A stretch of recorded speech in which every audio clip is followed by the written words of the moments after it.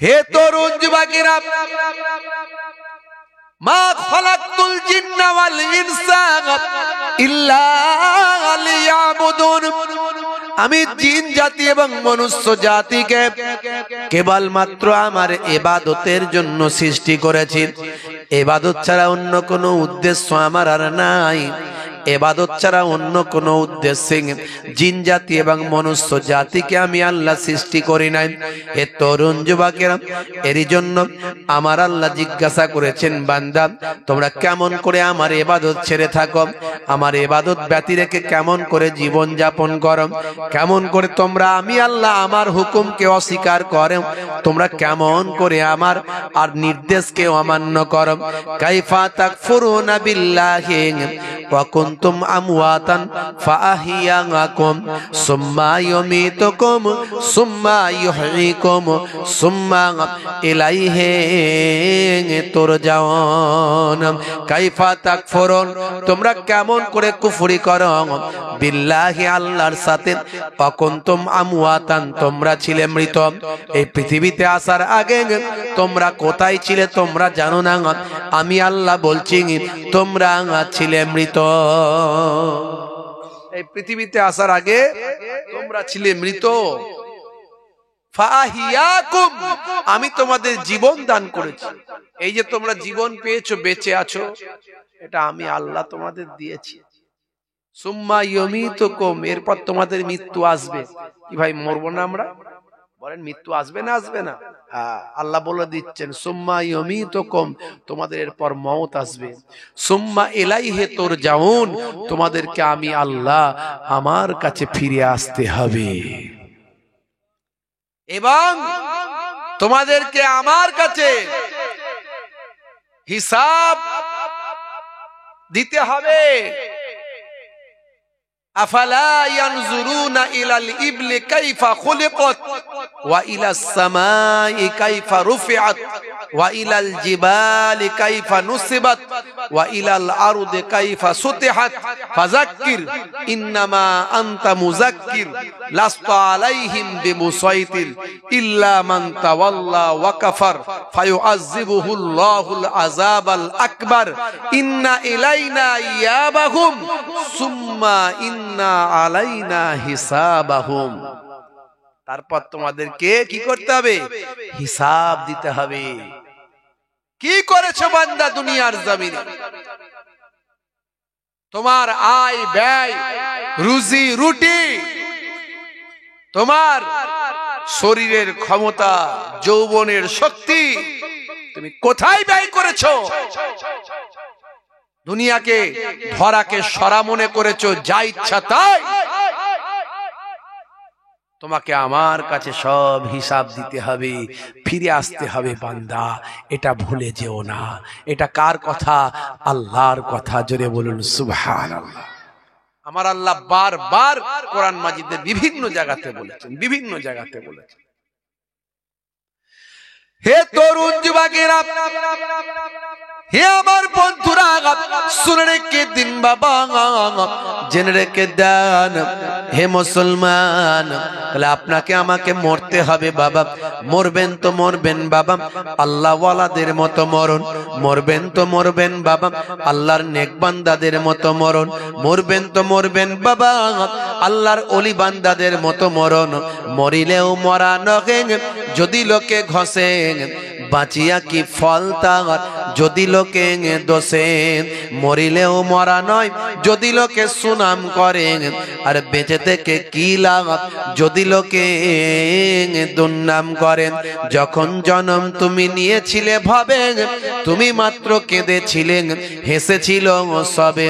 এমন জীবন হবে করিতে গঠন, মরণে হাসিবে তুমি, কাঁদিবে ভুবন। तुलसी जब जग में आए तू रोए जग हंसे, ऐसी करनी कर चलो तुम हंसो जग रोए। অর্থাৎ তুমি যখন এই পৃথিবীতে এসেছিলেন তুমি তখন কেঁদেছিলেন, সবাই কিন্তু হেসেছিল। কথা ঠিক না ভুল?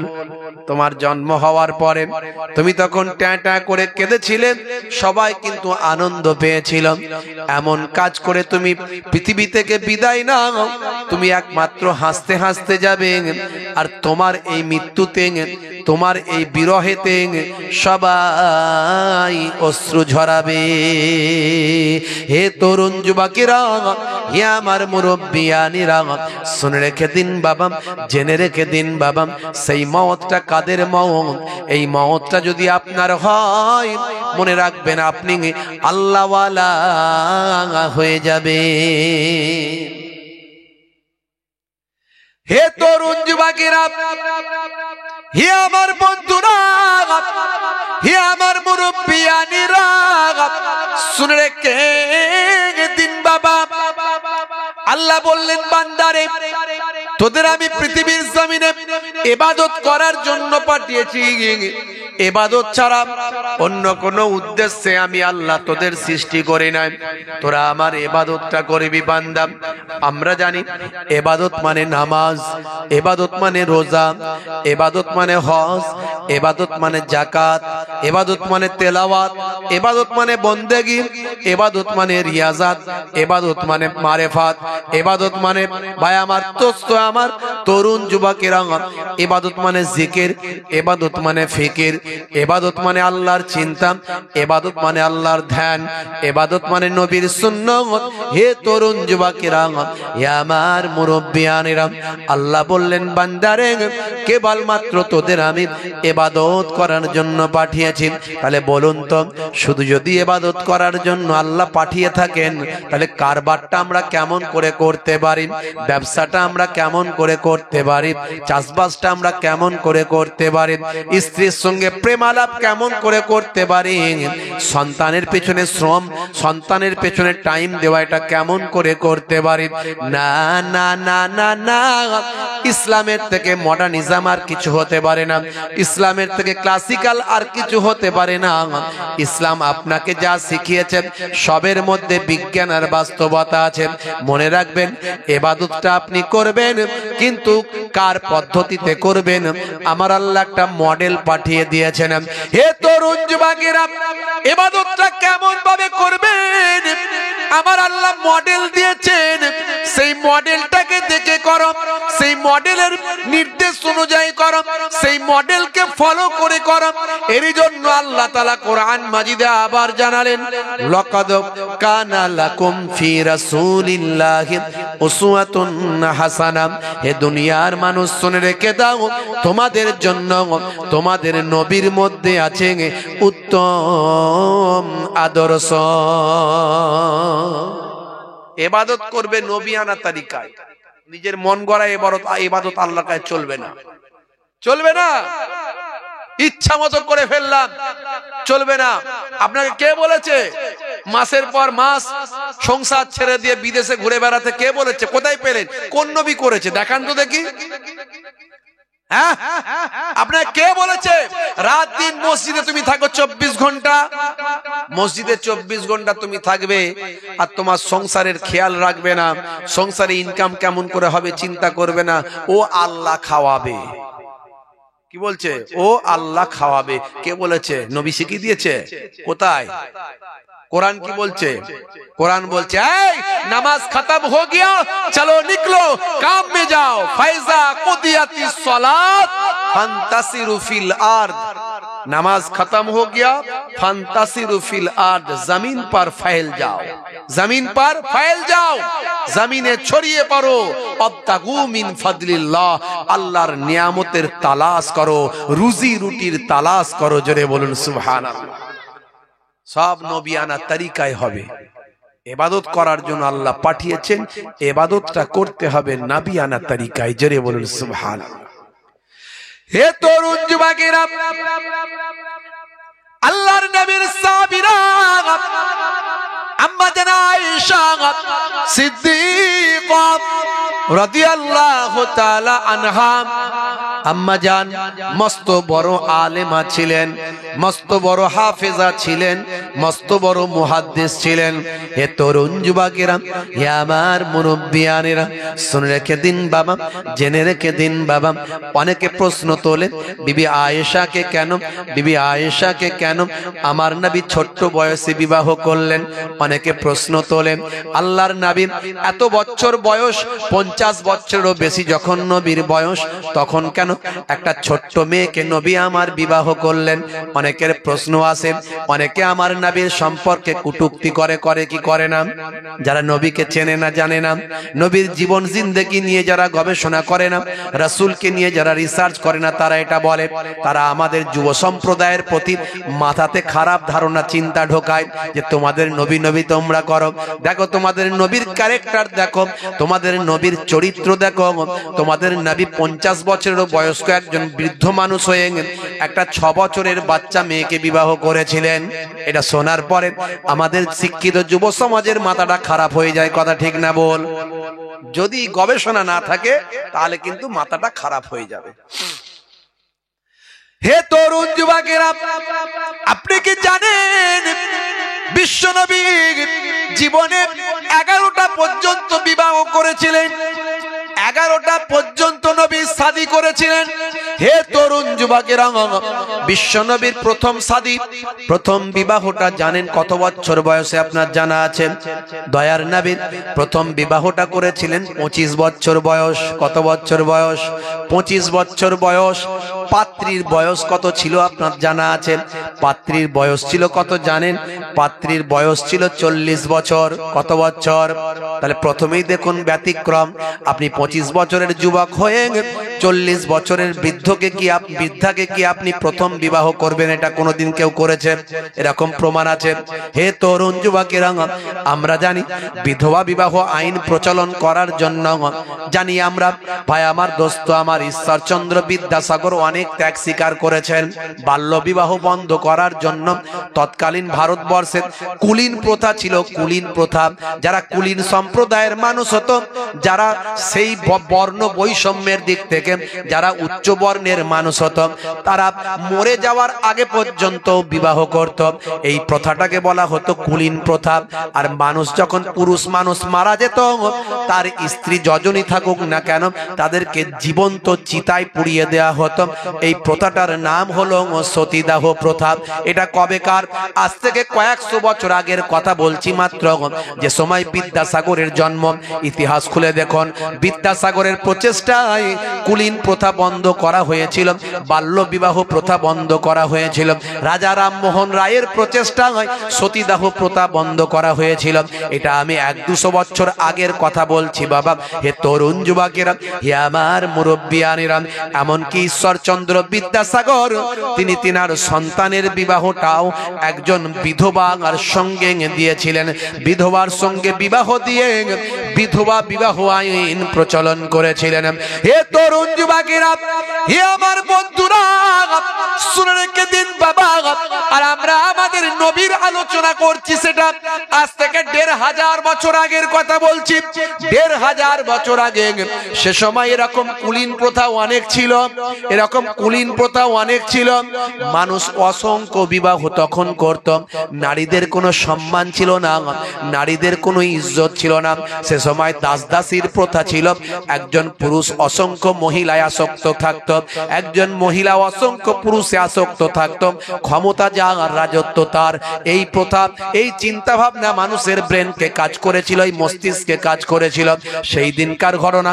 সেই সময় আমার নবী, আমার রাসূল অল্প বিবাহ করে তৎকালীন যুগের মানুষকে বার্তা দিয়েছিলেন এবং বিবাহের মধ্যে তিনি অনেক সিস্টেম চালু করেছিলেন।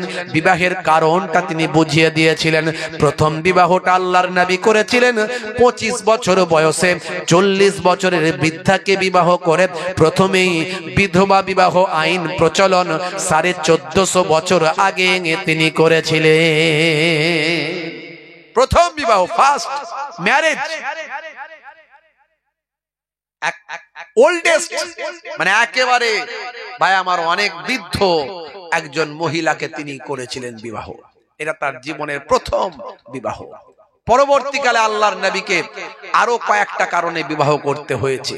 আপনারা জানেন যে ইসলাম হলো একটা প্রাচীন ধর্ম।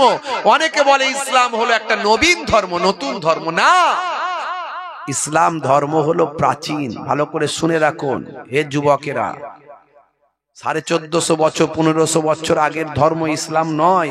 ইসলাম এসেছে বাবা আদম আলাইহিস সালাতু ওয়াস সালাম থেকে। আদম নবী পৃথিবীর প্রথম মানুষ। এই পৃথিবীর প্রথম মানুষ যে ধর্ম মত প্রচার করেছিলেন সেটাই হলো ইসলাম। ইসলাম শব্দের অর্থ হলো শান্তি। ISLAM Islam. I for I, S for sword, L for love, A for wall, M for mankind. I should love all mankind। অর্থাৎ আমার উচিত সারা বিশ্বের মানুষকে ভালোবাসা। ইসলাম শব্দটা হলো আরবি শব্দ, যার মূল শব্দ হলো, যার মূল মাসদার হলো ভাই আমার সিলমুন। সিলমুন ধাতু থেকে এসেছে, যার অর্থ হলো শান্তি। এই শান্তির ধর্ম এসেছে আদম আলাইহিস সালাতু ওয়াস সালাম থেকে। কিন্তু সময়ের করাল গ্রাসে ইসলাম বিলুপ্তের পথে চলে গিয়েছিল। প্রত্যেকটা নবী মানুষকে ইসলামের দিকে ডেকেছিল, শান্তির দিকে ডেকেছিল। ঈসা নবী পর্যন্ত মানুষকে ইসলামের আহ্বান জানিয়েছিল। কিন্তু ঈসা নবীকে ভাই আমার খ্রিস্টানরা বলে যিশু। কি বলে? যিশু। ঈসা নবীকে বলে যিশু, আমরা বলি ঈসা। মুসা নবীকে তারা বলে মোজেস, আমরা বলি মুসা। দাউদ নবীকে তারা বলে ডেভিড, আমরা বলে দাউদ, আমরা বলি দাউদ। সুলাইমান নবীকে তারা বলে সুলেমান, আমরা বলি সুলাইমান। আদম নবীকে তারা বলে অ্যাডাম, আমরা বলি আদম। মা হাওয়া আলাইহিস সালামকে তারা বলে ঈভ, আমরা বলি হাওয়া আলাইহিমুস সালাম। জোরে বলুন সুবহানাল্লাহ। বন্ধুরা আমার, তরুণ যুবকেরা আমার, খালি নামগুলো চেঞ্জ হয়ে গেছে, মাঝখানে কিছু গোজামিল ঢুকে গেছে। না হলে আদম নবী থেকে পর্যন্ত যে আপনার রিলেশন, যে যোগাযোগ, সব ঠিক আছে। খালি মাঝখানে নামগুলো চেঞ্জ করে দিয়ে নতুন নতুন ধর্মের তৈরি হয়েছে। তাই ইসলাম হলো সবচেয়ে প্রাচীন ধর্ম, কিন্তু সেটা কমপ্লিট হয়েছে, পরিপূর্ণতা এসেছে আমাদের নবীর হাত ধরে। জোরে বলুন সুবহানাল্লাহ। বিদায় হজ যখন আল্লাহর নবী শেষ সময় করলেন, সেই সময় বিদায় হজের ভাষণ যখন দিয়েছিলেন, সেটা কোথায় দিয়েছিলেন জানেন? সেটা হলো যারা হাজী সাহেবরা হজ করতে গেছেন, সেই হাজী সাহেবরা জানেন আরাফাতের ময়দানের কাছে একটা পাহাড় আছে, পাহাড়টার নাম হলো জাবালে রহমাত, রহমতের পাহাড়। এখানে কেউ হাজী সাহেব আছেন? হাত তুলে দেখাতে পারেন? আছেন কেউ? নাই। তার মানে এখনো হজ করার মতো পয়সা কারো হয়নি মনে হয়, নাকি? বলবেন হুজুর ওটা বলবেন না, কোটি কোটি টাকার মালিক আছে। তার মানে হজ করার মতো হৃদয় এখনো তৈরি হয়নি। আর না হলে এটা ধরে রেখেছে বুড়ো হলে হজ করতে যাব। সত্যি তাই। আল্লাহ আমাকে দুবার নিয়ে গেছেন এই বয়সে, আমি গিয়ে ঘুরে এসেছি। আমি দেখেছি যখনই ভারত, পাকিস্তান আর বাংলাদেশে তিনটে দেশের মানুষ বুড়ো বয়সে হজ করতে যাওয়া পছন্দ করে, ইয়ং বয়সে খুব কম যায়। এদের অ্যাটিটিউড, চিন্তা ভাবনাটা আলাদা। এদের বক্তব্য হলো হজ করে এলে তো নিয়ম কানুন মেনে চলতে হবে রে বাবু, গোনা টোনা করা যাবে না, মিথ্যা বলা যাবে না, চিটিংবাজি করা যাবে না, কারবারে ভেজাল মেশানো যাবে না, 2 নম্বরই করা যাবে না, জোর চুরি করা যাবে না। তো হজ করে এলে তো ওইসব করা যাবে না। এত তাড়াতাড়ি হজ করে নাকি? যখন হজ করে আসবো তারপর থেকে এগুলো মেনে চলতে হবে রে বাবু, হজ বললি হজ নাকি? এদের বক্তব্য হলো এটা। আর পৃথিবীর অন্য সমস্ত দেশের আপনি যাবেন, গিয়ে দেখবেন সব ইয়ং জেনারেশন তারা হজ করে। তাদের দেশে হজ ভাই আমার একটা ইবাদত। হজ একটা কি? ইবাদত, ফরজ ইবাদত।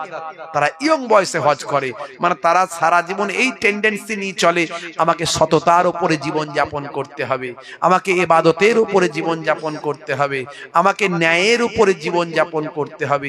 এই চিন্তা ভাবনা নিয়ে তারা সারা জীবন চলে। আমি হজ করে এলে আরো শুদ্ধ হব, আরো আমার ইমানি তেজ বাড়বে। আর ইসলাম বলেছে যখনই তোমার হজ করার মতো অর্থ জমে যাবে, খরচ খরচা বাদ দিয়ে তোমার ইনকাম যখন জমতে শুরু করবে, তুমি একজন সাহেবে নিসাব হবে এবং হজ করার মতো অর্থ যখনই জমবে তখনই তোমার জন্য হজ করা ফরজ।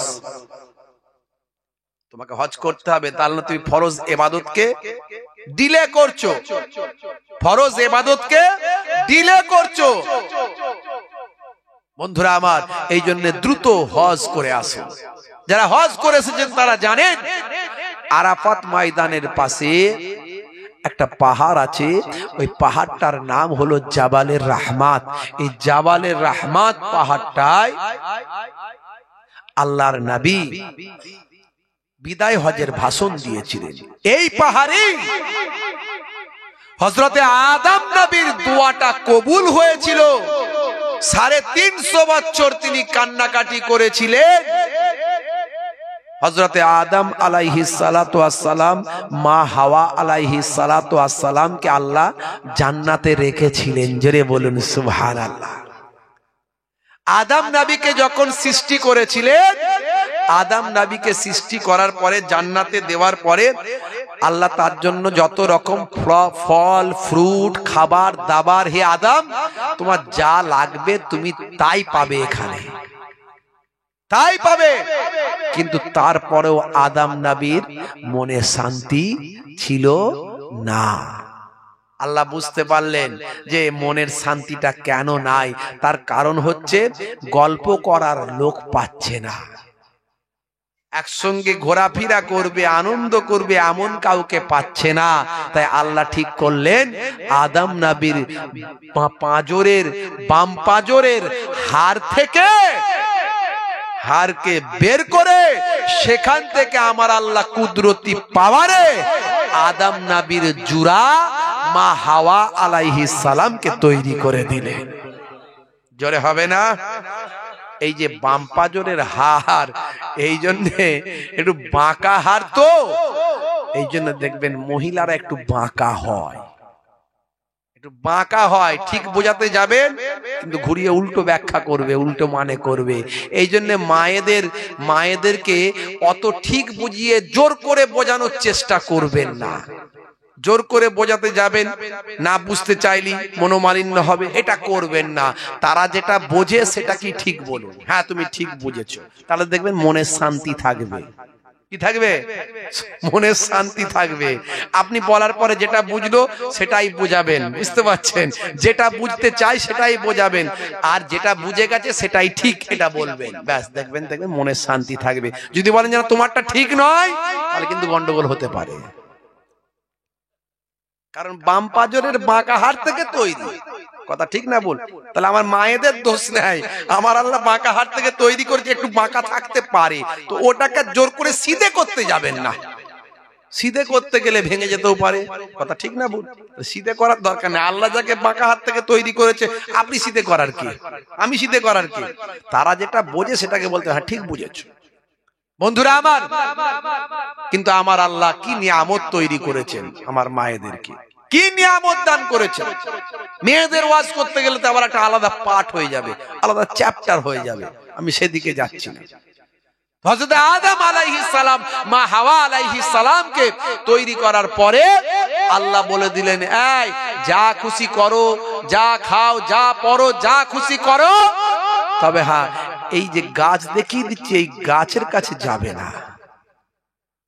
আর আদম নবী একেবারে আনন্দে আত্মহারা হয়ে গেলেন মা হাওয়া আলাইহিস সালামের মতো একজন সুন্দরী যুবতী নারীকে দেখে। জান্নাতের ভিতরে খুশিতে ভাগে ভাগ। আল্লাহ বলেন, এই আদম শোনো, তুমি তোমার পার্টনারের কাছে এখনই যেতে পারবে না, তার সঙ্গে আনন্দ ফুর্তি এখনই করতে পারবে না। তার জন্য একটা বৈধতার দরকার আছে, একটা বৈধ সার্টিফিকেটের দরকার আছে, সেটা হলো বিবাহ, সেটা হলো নেকা। আমি তোমার নেকাটা পড়িয়ে দিই। জোরে বলুন সুবহানাল্লাহ। আমার আল্লাহ তাআলা জান্নাতে বাবা আদম এবং মা হাওয়া আলাইহিস সালামের মধ্যে বিবাহ আমার আল্লাহ স্বয়ং নিজে পড়িয়েছিলেন। জোরে বলুন সুবহানাল্লাহ। বন্ধুরা আমার, তরুণ যুবকেরা আমার, তারপরে আমার আল্লাহ বললেন, হে আদম, তুমি তোমার স্ত্রীর সঙ্গে মিলিত হতে ততক্ষণ পারবে না যতক্ষণ না মোহর দাও। এই মোহরটা আগে দিয়ে তারপর তুমি তোমার স্ত্রীর কাছে মিলিত হতে পারবে। আর আজকে আমাদের ঘরের ছেলেপুলেরা বিবাহ যখন করে 5 লাখ টাকা মোহর দেনমোহর করে, কিন্তু দেনমোহর মেটাই না, তার আগেই তারা স্ত্রীর সঙ্গে বাসর রাত তৈরি করে বন্ধুরা আমার, আর বলে হুজুর আমাদের মোহর দেনমোহর আমার স্ত্রী মাফ করে দিয়েছে, সারা জীবন আর দেনমোহর দিল না। দেনমোহর দেয়া মানে তবে বৈধ হলো। মনে রাখবেন, যারা স্ত্রীকে দেনমোহর দেননি তারা যে দেনমোহর ধার্য করেছিলেন স্ত্রীর অ্যাকাউন্টে দিন, স্ত্রীর হাতে তুলে দিন সেই টাকাটা, এটা তার অধিকার, এটা হচ্ছে বিনিময়। এই বিনিময়ে আপনি স্ত্রীর সঙ্গে বৈধতা পেয়েছেন। আর একটা মহিলার সঙ্গে অন্য মহিলার সঙ্গে আপনার স্ত্রীর তফাৎ কি? আপনি বৈধ নেকা করেছেন, নেকা পড়ানো হয়েছে এবং দেনমোহরের বিনিময়ে আপনি তার সঙ্গে স্ত্রী হিসাবে বৈধতা পেয়েছেন। মনে রাখবেন বাপজি আমার। তো যাই হোক, শয়তান কিন্তু আবার ছিল সেই জান্নাতে। শয়তান তো শয়তান ছিল না, তখন কি ছিল? আজাজিল, একটা জিন। তাকে আল্লাহ কি করেছিলেন? মুআল্লিম করেছিলেন, টিচার বানিয়েছিলেন। এত তার ইলম আল্লাহ দিয়েছিলেন আর এত সে ইবাদত করেছিল যে তাকে আল্লাহ জান্নাতে রেখেছিলেন আর মুআল্লিমুল মালাকুত বানিয়েছিলেন, ফেরেশতাদের টিচার করেছিলেন। জোরে বলুন সুবহানাল্লাহ। হে তরুণ যুবকেরা, হে আমার বন্ধুরা, হে আমার মুরব্বিয়ানেরা, শুনে রেখে দিন বাবা, জেনে রেখে দিন বাবা, আমার আল্লাহ রাব্বুল আলামিন যখন আদম নবীকে তৈরি করতে চেয়েছিলেন তখন ফেরেশতাদের মাঝখানে মিটিং করেছিলেন। ফেরেশতাদের মাঝখানে মিটিং করে বলেছিলেন, ওয়াইজ ক্বালা রাব্বুকা লিল মালাইকাতি ইন্নী জাইলুন ফিল আরদি খলিফা ক্বালু আতাজআলু ফিহা মান ইউফসিদু ফিহা ওয়া ইউসফিকুদ দিমা ওয়া নাহনু নুসাব্বিহু বিহামদিকা ওয়া নুকাদ্দিসু লাক ক্বালা ইন্নী আ'লামু মা লা তা'লামুন। হে তরুণ যুবকেরা, হে আমার বন্ধুরা, হে আমার মুরব্বিয়ানেরা, শুনে রেখে দিন বাবা, আমার আল্লাহ যখন ফেরেশতাদের মাঝখানে বলেছিলেন আমি এই পৃথিবীর জমিনে একটা প্রতিনিধি পাঠাতে চাই, একটা প্রতিনিধি পাঠাতে চাই, তখন ফেরেশতারা বলেছিল, ক্বালু আতাজআলু ফিহা মান ইউফসিদু ফিহা ওয়া ইউসফিকুদ দিমা ওয়া নাহনু নুসাব্বিহু বিহামদিকা ওয়া নুকাদ্দিসু লাক। আল্লাহ মাবুদ আল্লাহ, তারা দুনিয়ার জমিনে ফাসাদ তৈরি করবে, রক্তাক্ত করবে, মারপিট করবে, দাঙ্গা হাঙ্গামা করবে, অশান্তি করবে, আমরা আপনার ইবাদতের জন্য আমরা যথেষ্ট আছি। ক্বালাম ইন্নী আ'লামু মা লা তা'লামুন। আমার আল্লাহ বললেন, হে ফেরেশতারা, আমি যেটা জানি তোমরা সেটা জানো না। মুসলিম তুমি নামে হলে আজ কামে হলে না ভাই, মুসলিম দেখো অপরাধে লিপ্ত কেন হয়। মুসলিম তুমি নামে হলে আজ কামে হলে না ভাই, মুসলিম দেখো অপরাধে লিপ্ত কেন হয়। মুসলিম তুমি কোরআন হাদিস পড়তে জানো না, মুসলিম তুমি মসজিদেতে নামাজে এলে না। মুসলিম তুমি নামে হলে আজ মুসলিম তুমি নামে, মুসলিম এলে ন্যায়ের পথে সমাজ বদলাবে রে, সমাজ বদলাবে। মুসলিম তুমি নামে হলে আজ কামে হলে না ভাই, মুসলিম দেখো অপরাধে লিপ্ত কেন হয়। বোমে বারুদে নেশার থালায় হবে না কারো সাথী, বোমে বারুদে নেশার থালায় হবে না কারো সাথী। সালাউদ্দিন আর তাগুলের তুমি যে উত্তরসূরি, ব্যঙ্গ কার্টুনে ব্যঙ্গ সিনেমায় নবী সম্মান কমে না, ব্যঙ্গ কার্টুনে ব্যঙ্গ সিনেমায় নবী সম্মান কমে না। গুগল সার্চে সেরা মনীষী খুঁজে দেখো না। ফেরেশতারা যেটা বলেছিল আজকে সেটা পুঙ্খানুপুঙ্খ মিলে যাচ্ছে। আজকে সেটা মিলে যাচ্ছে। মানুষ ভাই ভাই, চাচা ভাই পই, মামা ভাগনাই, ভাই আমার পাড়া প্রতিবেশী, হিন্দু মুসলিম একে অপরের সব দেখবেন দাঙ্গা হাঙ্গামা, মারপিট, অশান্তি। কে রাজনীতি নিয়ে, কে ধর্মনীতি নিয়ে, কেউ জমি জায়গা নিয়ে, কেউ সম্পদ নিয়ে ফারিস্তারা বলেছিল। কিন্তু তারপরেও আল্লাহ বলেছিলেন, বান্দা হে ফারিস্তারা শুনে রেখে দাও, ওরই ভিতরে এমন আমার বন্ধুরা যারা হবে, যারা প্রকৃত বন্ধু হবে, ওলি বান্দা যারা হবে, যারা আমার নির্দেশনা মানবে, আমার রাসূলের সুন্নত যারা মানবে, তাদের আমি আল্লাহ উচ্চ মর্যাদা দান করব, তাদের জন্য আমার দয়ার জান্নাত নসিব করে দেব। হে তরুণ যুবকেরা, আমার আল্লাহ ঘোষণা দিয়েছেন কোরআন মাজিদে, ইন্নাল্লাযীনা আমানু ওয়া আমিলুস সালিহাত কানাত লাহুম জান্নাতুল ফিরদাউসে নুজুলা। ওই সমস্ত আমার বান্দা বান্দিরা যারা ঈমানটা এনেছেন, সেই মতো আমলটা করেছেন, ওই সমস্ত আমার বান্দা বান্দিদের জন্য আমি আল্লাহ আমার দয়ার জান্নাত, জান্নাতুল ফিরদাউস দান করে দিলাম। সর্বপ্রথম ঈমানটা আনতে হবে, তারপরে আমলটা করতে হবে। হে তরুণ যুবকেরা, হে আমার মুরব্বিয়ানেরা, শুনে রেখে দিন বাবা, জেনে রেখে দিন বাবা, ইসলাম কমপ্লিট হয়েছে আমাদের নবীর হাত দিয়ে, আমাদের নবীর মাঝখানে নবীর হাত ধরে ইসলাম কমপ্লিট হয়ে গিয়েছে বাবা। ওই জাবালে রহমতের কথা বলছিলাম, আদম নবী, মা হাওয়া আলাইহিস সালাম, শয়তান কিন্তু জান্নাতে ছিল বাবা। যখন শয়তান সমস্ত ফেরেশতাদের আল্লাহ বললেন উসজুদু লি আদম, উসজুদু লি আদম, आदम को सिजदा करो, फासाजादु सबने सिजदा किया इल्ला इबलिस, इबलिस ব্যতীত। ইবলিসের অহংকার তৈরি হয়েছিল, তাকাব্বুরি তৈরি হয়েছিল। তাই অহংকার করবেন না, তাকাব্বুরি করবেন না।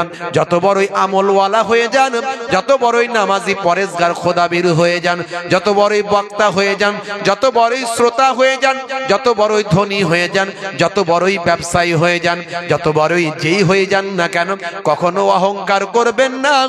আপনি নিজেকে মাটির লেভেলে মিশিয়ে দেন, আপনি নিজেকে ছোট বানিয়ে দিন, দুনিয়ার মানুষ আপনাকে বড় করে দেবে।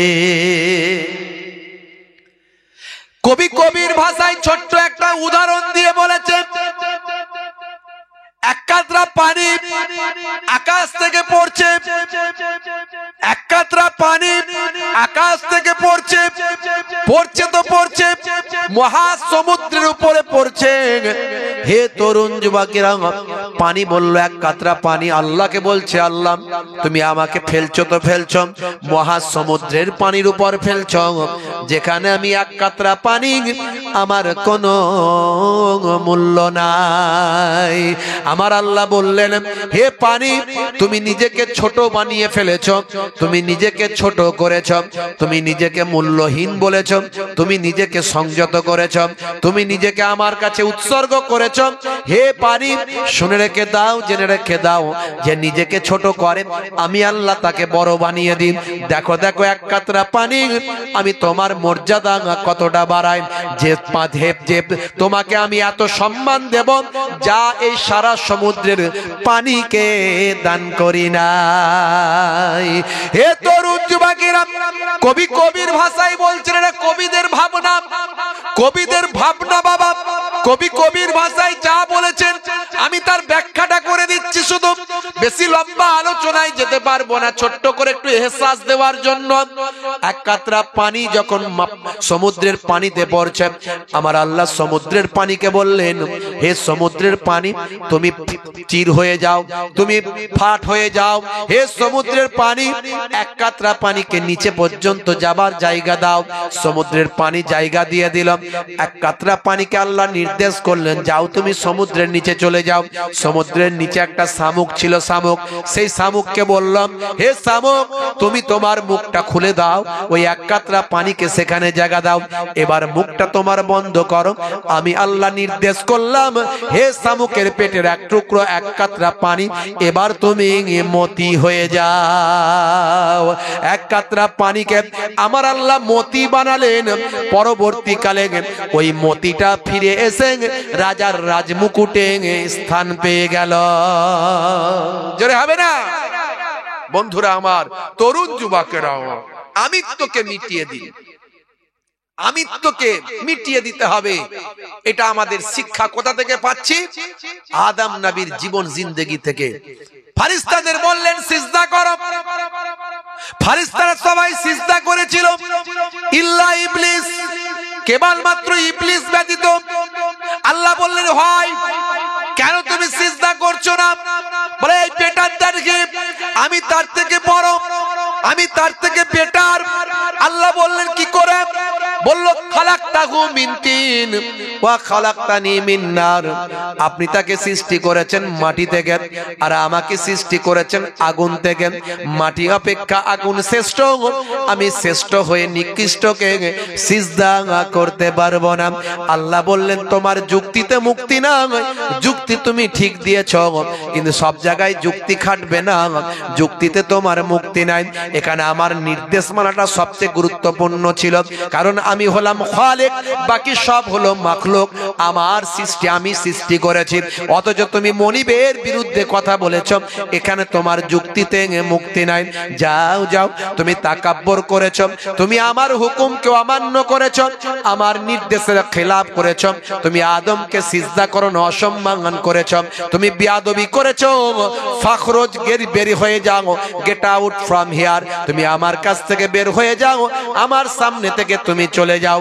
সেই সময় ইবলিস শয়তান বলেছিল, আল্লাহ, তাহলে আমার এত বছরের ইবাদত, আমার এত ইলম, এত তাকওয়া, এত পরহেজগারি, শুধু একটা সিজদাতে সব বরবাদ, একটা সিজদা না করার জন্য সব ধ্বংস। আল্লাহ বললেন, কি চাও? বলে, যে আদমের জন্য আমি বিতাড়িত হলাম, যে আদমের জন্য আমি অসম্মানিত হলাম, আমাকে হুকুম দিতে হবে সেই আদমের শরীরের রগে রগে, শিরায় শিরায়, উপশিরায়, নার্ভের ভিতরে, মনের ভিতরে, হৃদয়ের ভিতরে যাতে আমি প্রবেশ করতে পারি, এই ক্ষমতা আমাকে দিতে হবে। আর একটা আমাকে ক্ষমতা দিতে হবে, আমার হায়াতটা কিয়ামত পর্যন্ত লম্বা বানিয়ে দিতে হবে। মনে রাখবেন, ইবলিস শয়তান হলো একটা জিন। আল্লাহ তাকে দুটো জিনিসই কবুল করে নিলেন। যাও যাও, এত বছর তুমি ইবাদত করেছো, এত ইলম তুমি অর্জন করেছো, এত মেহনত করেছো, তোমাকে দুটোই আমি দান করে দিলাম। তবে মনে রাখবে, হে অভিশপ্ত শয়তান, যখন আমার কোন বান্দা তোমার প্রলোভনে পড়ে অন্যায় কাজ করবে, অপরাধ করবে, বান্দা শুনে রেখে দাও, জেনে রেখে দাও, ওরে বান্দা, ওরে ইবলিস শয়তান, শুনে রেখে দাও, আমার বান্দা যদি কোনো অন্যায় কাজ করে, কোনো অপরাধ করে, সেই অপরাধ থেকে যখন এহসাস হবে, যখন এসে পড়বে, ইয়া আইয়ুহাল্লাযীনা আমানু তুবু ইলাল্লাহি তাওবাতান নাসুহা, যদি কোনো আমার বান্দা তওবাটা অন্তর থেকে করে, ইস্তেগফার করে, তওবা করার সঙ্গে সঙ্গে আমি আল্লাহ তাআলার জীবনে জিন্দেগির গুনাহ মাফ করে দেব। জোরে হবে না? আর জোরে হবে না? হযরতে আদম নবী তওবা করেছিলেন। ইবলিস শয়তান প্রথমে আদম নবীকে ধোঁকায় ফেলার চেষ্টা করেছিল, কিন্তু আদম নবীকে ফেলতে পারেনি। মা হাওয়া আলাইহিস সালাম, মহিলা তো বললাম বাঁকা হাত থেকে তৈরি, বুঝতেই পারছেন, একটু শুধু ভালো করে বুঝিয়ে দিলেই ব্যাস হয়ে গেল। তো বুঝিয়ে দিয়ে এমন করলো, ওই যে গাছের ফল খেতে আল্লাহ নিষেধ করেছিলেন, আদম নবী অর্থাৎ স্বামী সাওহারকে বুঝিয়ে বাজিয়ে জোর করে ওই গাছের ফল খাইয়ে দিল। দেওয়ার পরে আল্লাহ বললেন, গেট আউট, জান্নাতে স্থান দিয়েছে, অথচ একটা নির্দেশ মানতে পারলে না। যাও, আমি দুনিয়াতে তোমাদের পাঠিয়ে দিলাম। তা আমার আল্লাহর ইচ্ছা তো দুনিয়াতে পাঠাবেন, একটা তো মাধ্যম চাই, এটা একটা মাধ্যম ওসিলা। দুনিয়াতে পাঠিয়ে দিলেন, আমার আল্লাহ নারাজ হয়ে দুনিয়াতে পাঠিয়ে দিলেন দুজনকে দুই জায়গায়। আদম নবীকে পাঠালেন সিংহল, তৎকালীন যুগের সিংহল, এখন শ্রীলঙ্কা। তখন ভারতবর্ষের মধ্যে হিন্দ, এই হিন্দের মধ্যেই পাঠিয়েছিলেন আদম নবীকে। এই জন্য যারা বলে মুসলমান ভাগো, বলে না हिंदुस्तान से भागो मुसलमान भागो, हम बोलेंगे तुम भागो, क्योंकि ये हिंदुस्तान हमारा बाप का जगह है। जरे बोलें सुभान।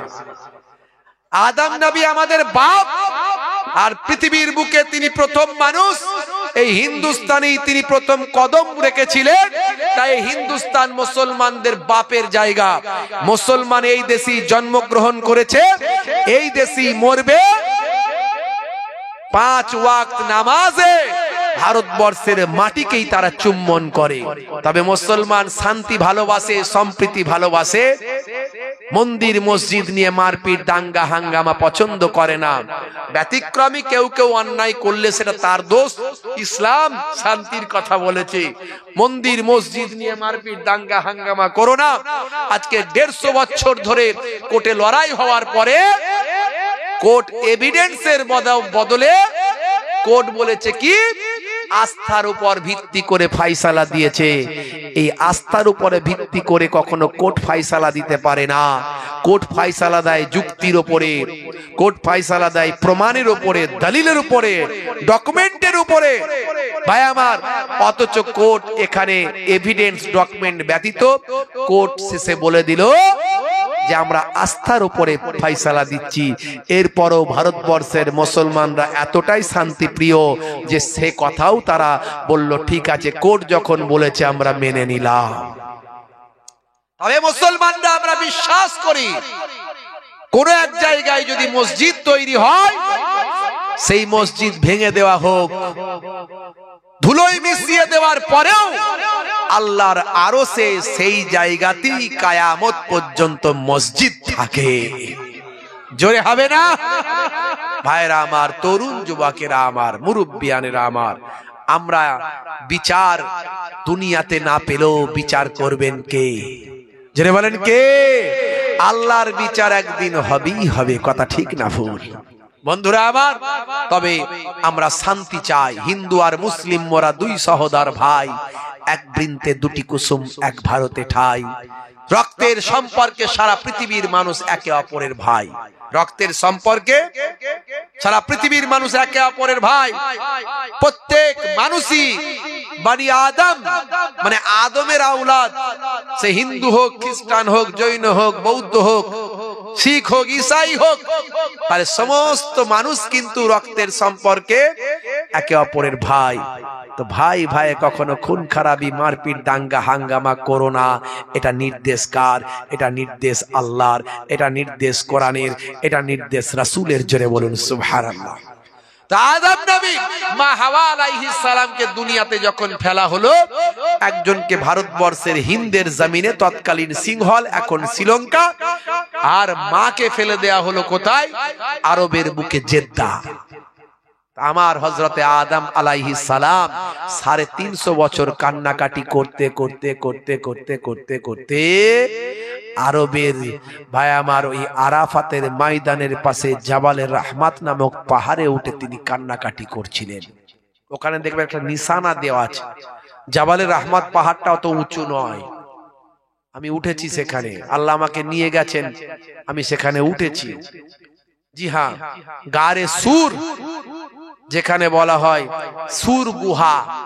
হিজরতের সময় আল্লাহর নবী যেখানে 3 দিন 3 রাত অবস্থান করেছিলেন, সাপে কামড়েছিল হযরত আবু বকর সিদ্দিক রাদিয়াল্লাহু তাআলা আনহু। ওই আবু বকর সিদ্দিক রাদিয়াল্লাহু তাআলা আনহুকে কামড়ানো সেই সাপে কামড়ানো জায়গা গারে সুর, সেই গারে সুরেও আল্লাহ আমাকে একবার তুলেছেন। আমি এবারে গিয়ে সেখানে উঠেছিলাম। 2 থেকে 2.5 ঘন্টা সময় লাগে। এই জন্য ইয়ং বয়সে হজে গেলে এই নিয়ামতের জায়গাগুলো দেখতে পাবেন। আমার নবী কোনখানে ভাই আমার আত্মগোপন করেছিলেন। মাকড়সার জাল ওই গুহার মুখে জাল বুনে দিয়েছিল, কবুতর এসে ডিম পেড়ে দিয়েছিল। এই যে কুদরতি একটা গুহা ভাই আমার, এই গুহাটা ভাই আমার দোস্ত আমার প্রায় 2.5 ঘন্টা সময় লাগে, 3 ঘন্টা সময় লাগে উঠতে। তো আপনি যদি ইয়ং বয়সে না যান, উঠবেন কেমন করে? জাবালে নূর, গারে হেরা, এই জাবালে নূর গারে হেরা ভাই আমার, দোস্ত আমার, যেখানে কোরআন মাজিদ প্রথম নাজিল হয়েছিল, আল্লাহর নবী দীর্ঘদিন ধরে ইবাদত করেছিলেন, সূরা আলাক প্রথম অবতীর্ণ হয়েছিল।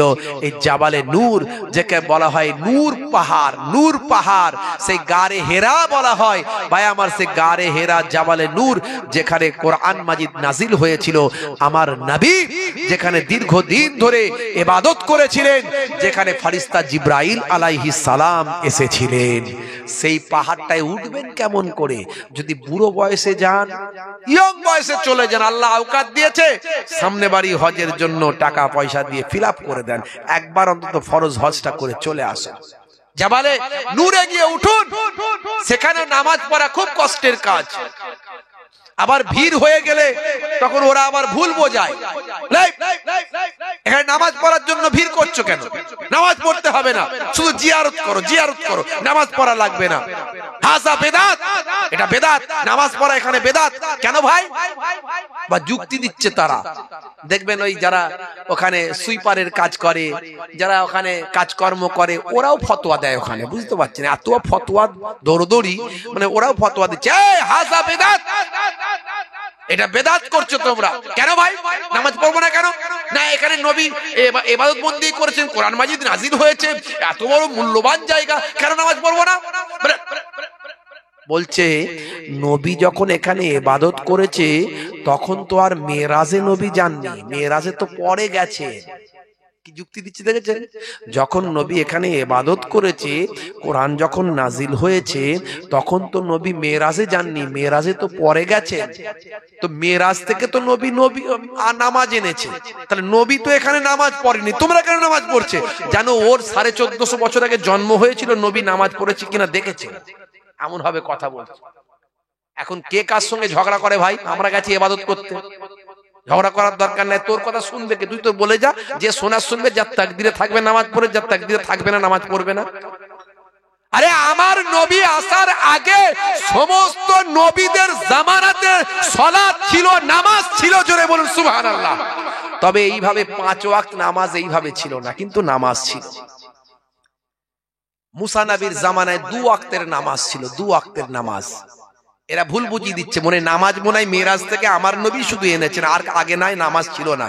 ওরা জানে না, ওরা জানে না নামাজ সমস্ত নবীদের জামানাতেই ছিল, সালাত সমস্ত নবীদের জামানাতেই ছিল, কিন্তু আমরা যে সিস্টেমে পড়ি, যেভাবে পড়ি, ধারাবাহিক পড়ি, এইভাবে ছিল না। তাই আমার নবী ওখানে নামাজ পড়েছেন কি পড়েননি, এটা তুমি জানলে কি করে? কারণ আগের নবীদের উপরেও তো নামাজ ছিল। আমার নবী যে নামাজ পড়েছেন কি পড়েননি তুমি জানলে কি করে? বন্ধুরা আমার, তরুণ যুবকেরা আমার, অত্যন্ত মূল্যবান জায়গা। আপনি সেখানে উঠে 2 রাকাত নামাজ যদি পড়ার সুযোগ হয়, কারো কথায় কান না দিয়ে টুক করে 2 রাকাত নফল নামাজ পড়ে নিলেন, বড় মর্তবাওয়ালা জায়গা, যে জায়গাতে আল্লাহর কোরআন নাজিল হয়েছে। আর নামাজ তো, নফল নামাজ তো পৃথিবীর যে কোনো জায়গায় পড়া যায়, পৃথিবীর কোনো মুফতি ফতোয়া দিতে পারবে না যেটা নিষেধ, হারাম, বেদাত। নফল নামাজ পৃথিবীর যে কোনো জায়গায় পড়া যায়। তাহলে আপনি এত মূল্যবান জায়গায় 2 রাকাত নামাজ পড়বেন, নামাজের থেকে বড় ইবাদত কিছু আছে ভাই? কিছু আছে? ভাইরা আমার, তরুণ যুবকেরা আমার, মুরব্বিয়ানেরা আমার, তো জাবালের রাহমাতটা বেশি উঁচু নয়, অল্প। তো সেই জায়গায় বাবা আদম আলাইহিস সালাম এসে কান্নাকাটি করছেন আর আল্লাহর কাছে ইস্তেগফার করছেন। হে তরুণ যুবকেরা, চা খাবে? রাত বেশি হয়ে গেল নাকি? তাড়াতাড়ি শেষ করো, দেরি করো। কষ্ট হচ্ছে আপনাদের? একটু হ্যাঁ হো দেন, আওয়াজ দেন, কষ্ট হচ্ছে। আচ্ছা, কারা কারা চান না হাত তুলে দেখান তো দেখি। 1 2 জন হাত তুলেছে, বেশি হাত তুলে দেখেন। না না, মাশাআল্লাহ মাশাআল্লাহ। তো যাই হোক বাপজি আমার, কারা কারা চান এবার হাত তুলে দেখান তো দেখি। ঠান্ডার সময় তো হাত বের করতে কষ্ট, কথা ঠিক না বল? তবে হাতটা আল্লাহর দরবারে উঠছে, কথা ঠিক না বল? মাশাআল্লাহ মাশাআল্লাহ। একবার তাকবীর দেন তো, নারায়ে তাকবীর। একবার দরুদ শরীফ, আল্লাহুম্মা।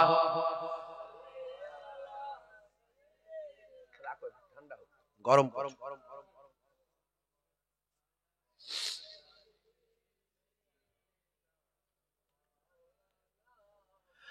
हरा गंबद जो देखोगे जमाना भूल जाओगे।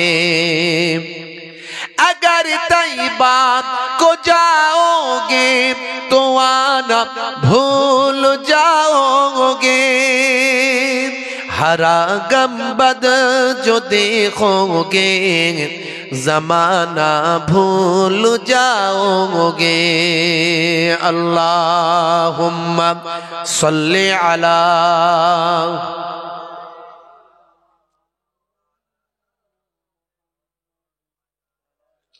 वअला आलिहि। नाइकिराओ ज़ियादा चाँद तारों अपनी रंगट पर।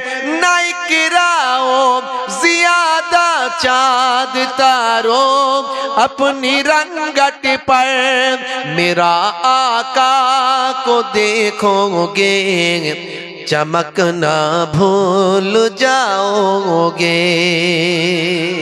जोरे हवे ना, अरे जोरे हवे ना। मेरा आका को देखोगे चमकना भूल जाओगे। अल्लाहुम्मा सल्ली अला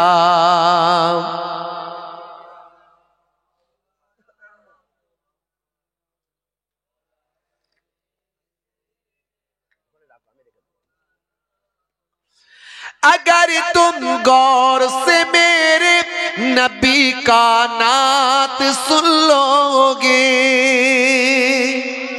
अगर तुम गौर से मेरे नबी का नात सुन लोगे। मेरा दावा है तुम गाना बजाना भूल जाओगे। जोरे हवे ना, जोरे हवे ना।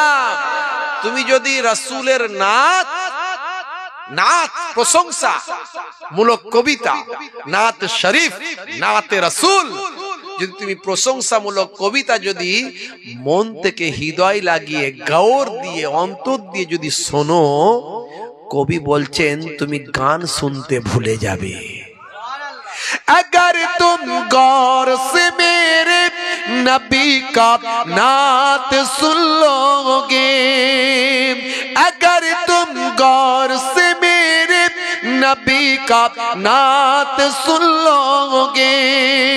मेरा दावा है तुम गाना बजाना भूल जाओगे। जरा हवे ना। मेरा दावा है तुम गाना बजाना भूल जाओगे। अल्लाहुम्मा सल्ली अला